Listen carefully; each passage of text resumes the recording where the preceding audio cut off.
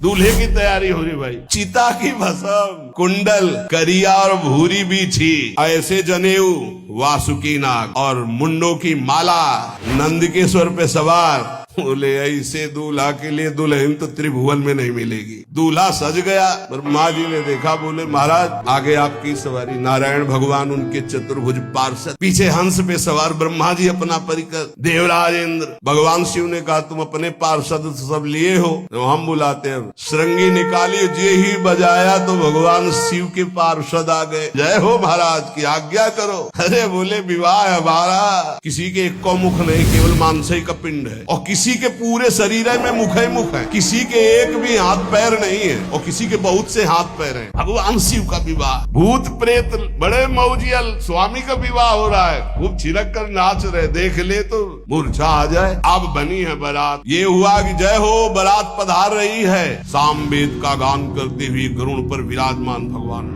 सब हिमालय वासी ओहो धन्य है, धन्य। यही दूल्हा है, बाराती है। दूल्हा तो भी बहुत है, सुंदर होंगे। सब देख के लुभायमान हो गए। नारायण परिकर सब। पीछे देखा हंस पर सवार भगवान ब्रह्मा जी।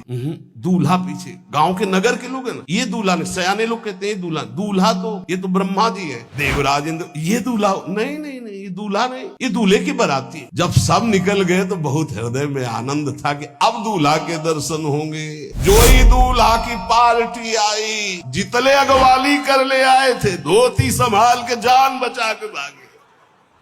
अब आरती करने के लिए, सुमंगल गाने के लिए नवीन नवीन स्त्रियां पार्वती जी की माता के साथ आ रही। मैना सोने की थाल है, आरती लेके जे भी देखा दूल्हा को, यही दूल्हा है। हाँ, हमारी बिटिया सूखे पत्ते खा के इसके लिए भजन करती रही। मैना जी ने पीछे मुड़ के देखा, एक भी नहीं स्त्री थी, अकेले थाली लिए खड़ी थी। थाली पटक दी, आरती की गई। अच्छा तो मेरा निर्णय सुन लिया जाए मैना जी का। अगर मेरी बात नहीं मानी गई तो हिमालय के शिखर से अपनी बेटी को लेके गिर के आत्महत्या कर लूंगी, ब्याह नहीं होने दूंगी। नारद जी गए और बोले विवाह करना है कि नहीं करना। शंकर जी से कहा, बोले आए इसीलिए। बोले ये सब बंद करो आप, ये रूप से विवाह होता है, ये रूप हटाओ। बोले कौन सा रूप धारण करे? दूल्हा रूप धारण करो। भगवान शिव ने जे भी 16 वर्ष की अवस्था, हाथ में दर्पण, अद्भुत मुकुट धारण किए हुए, जटाएं ढकी हुई, गौर वर्ण, वो सुंदर रूप जो देखे सो मोहित हो जाए। मैना जी को बुलाया, देखो दूल्हा आ रहे हैं, एक एक कदम ऐसे चल रहे, संभाल संभाल के जैसे चलना सीख रहे हो।